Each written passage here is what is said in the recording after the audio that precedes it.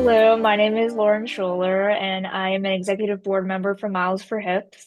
As part of this series of patient-centered interviews, I'm excited to welcome Heather McBride to share about her experiences with hip dysplasia.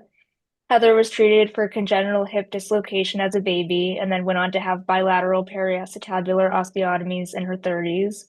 She lives with Ehlers-Danlos syndrome and is currently awaiting additional surgeries to correct alignment issues in her legs. She's an education specialist in Connecticut with her husband and four fur babies, and in her free time, she loves doing aerial arts. Thank you for taking the time to do this, Heather. Thanks so much, Lauren. First, do you want to briefly share about your background with hip dysplasia? Yeah, so as you mentioned, I was born with my left hip dislocated, and I had some pretty extensive treatments as a baby. My mom noticed that something wasn't quite right, that my legs weren't symmetrical, and one was kind of like falling out to the side, when I would lay down. And so she brought me to a doctor who kind of like waved her off and said that there was nothing wrong and it was all normal. And she just had this gut feeling that that wasn't the case and followed up for a second opinion with somebody else. And that person said, "No, your daughter's hip is dislocated and this is a big deal." So I'm really grateful to her because things would be a lot different in my life if she hadn't followed that initial instinct. So at about 6 months of age, I wound up in the hospital with my legs up in traction for about 2 weeks. After which I was taken to the OR and they did an open reduction surgery and put me in a cast. I think I'm never sure how to pronounce it. Is it spica? Spica, yeah. Okay. Yeah, so I wore a spica cast for 6 months. And then once the cast came off, I wore a brace full time and then eventually like fading down to nights only. And that all of that lasted until I was about 2 years old. Um, and once I finished the treatments, I went back to my surgeon every 2 years or so for a check-in until sometime in elementary school. I remember my last appointment being around age 9. Um, and then he cleared me and discharged me from care. It was my left hip that was dislocated, and my right hip got like all the, aside from the surgery, it got all the same treatments kind of just by by the default.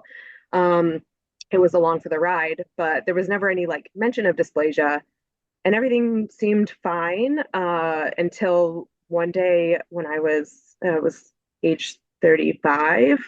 I was on a walk, and by the end of the walk, I had like sort of like acute onset severe left hip pain. Again, the side that was dislocated as a baby.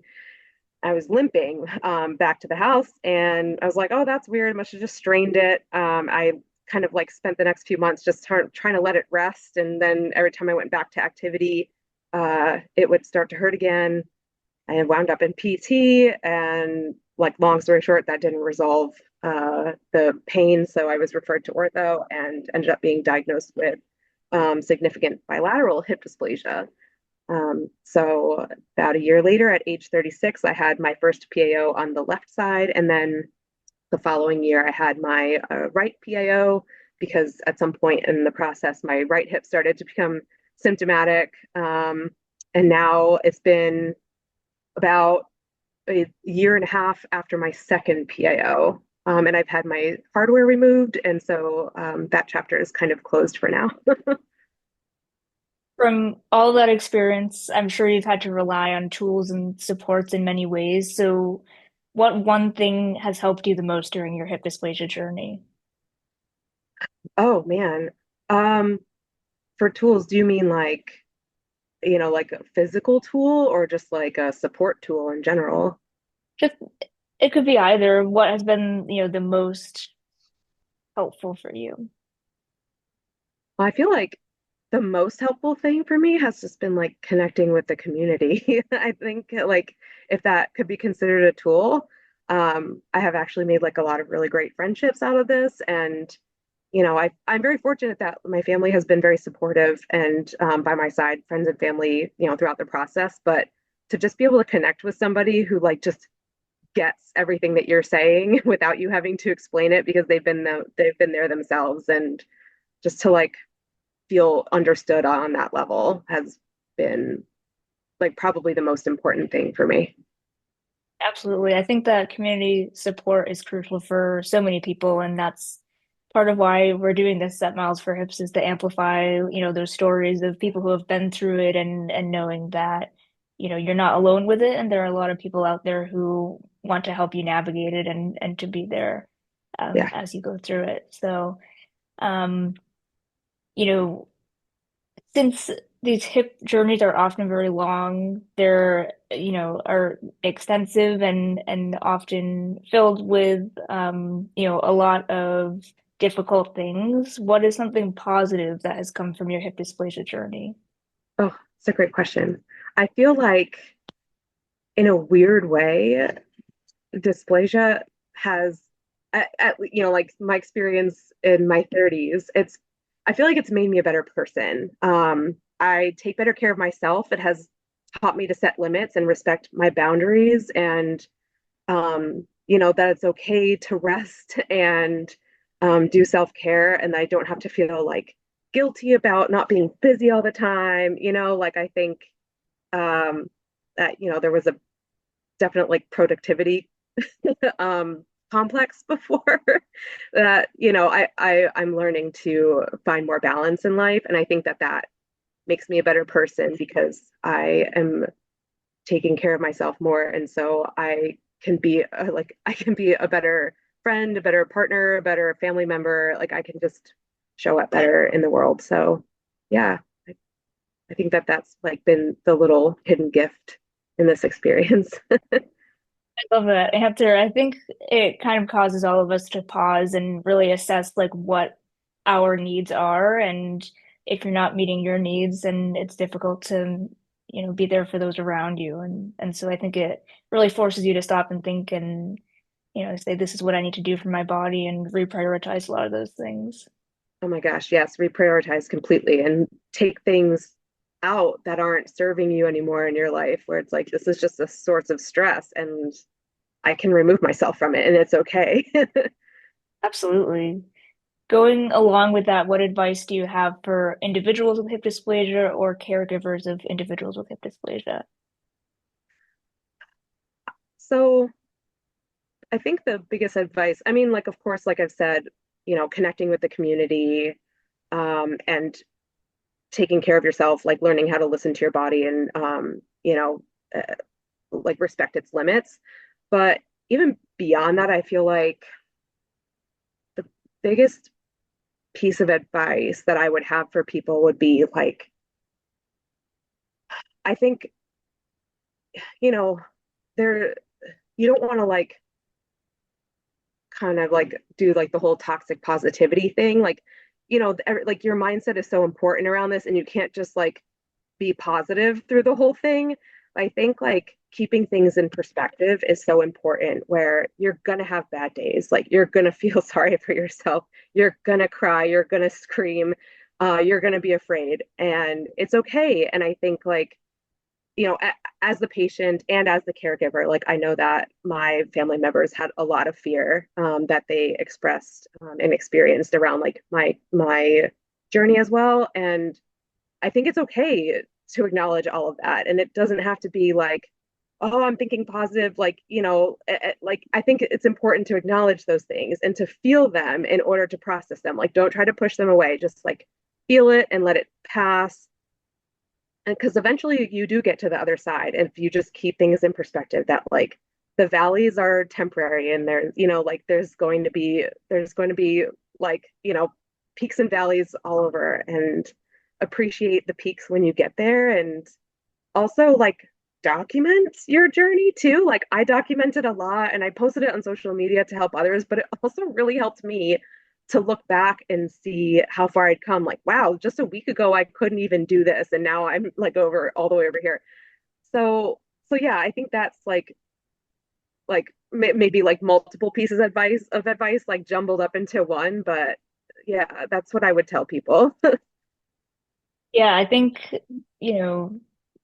as um In talking with other surgeons who care for patients with hip dysplasia, they say that, you know, hip dysplasia is a journey, it's a roller coaster, especially recovering from the surgeries to correct hip dysplasia. And while there's a lot to celebrate in that journey, it's also okay and, you know, encouraged to like really sit with the difficult times. And it's okay that it's difficult. You have people there to help you get through it. But I do think it is easy to just kind of say like, oh, being positive about it, but that's not necessarily like the healthiest mindset to really help you process everything that you have to go through as someone with hip dysplasia. Yeah. So thank you for You know, sharing that. there's definitely positive things, and like I definitely celebrated all the small wins along the way, and and there were a lot of really beautiful moments that came out of it. But yeah, like you have to give airtime to the hard times too. Definitely. What do you wish others knew about hip dysplasia? Oh, I feel like I see a lot of parents who post online and say things like, we had my child screened. I don't know how this could have happened. Now she's, 11 or 14 and she's going to need surgery or whatever.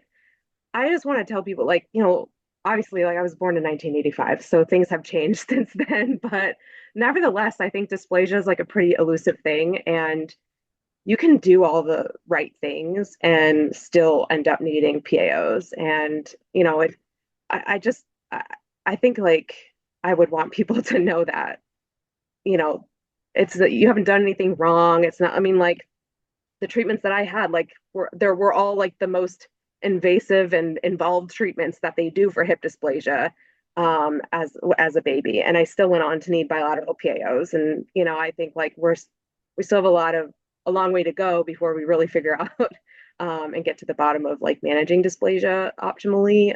So yeah, don't look at it like you did anything wrong, or you missed something. These things just happen, and I think like surrendering to that is the healthiest mindset, where you're not taking on any accountability for something or responsibility for something that is really out of your control. Yeah, and I think that touches upon how everyone's journey is unique from treatment to diagnosis, and from start to finish. And so not to compare how yours evolved and what it looks like to others because Mhm. everyone's can really be a lot different. And again, it's not necessarily because you did something wrong or something like that. So that's really important. Thank you for saying that. Yeah. And with the Miles for Hips Day movement coming up this Saturday, October 12th, how do you plan to move? Well, I'm moving myself by car up to Boston for the Boston meetup. And that will certainly involve some walking, from the car. I think last year it was like good like mile and a half round trip from where I parked the car. So um, yeah, so there will be some movement involved with that. But if I have some time when I get home and the weather is nice, I would really love to. So you mentioned at the beginning that I do aerial arts, and I have like a rig that I can set up outdoors, and I have like a fabric sling that I hang from it. And so I would love to like go out into my yard and do a little bit of aerial practice for my movement. So that's the that's the hope if the weather wants to cooperate. Oh, it's perfect. I love that. But this was really amazing, and I want to thank you for wanting to be part of this series of interviews and being willing to share your story in a way that can be a powerful resource to a lot of people. I think to go through everything that we do along these hip journeys and then to be able to talk about it in a way, um, that can help other people who are in the midst of it, that's a really special thing. So, on behalf of everyone at Miles for Hips, we are so appreciative of you wanting to take part in this initiative to highlight the experiences of patients with hip dysplasia. Thank you so much for the time. I really appreciate everything you guys do and all the time and effort you're putting into these interviews. So, thank you so much.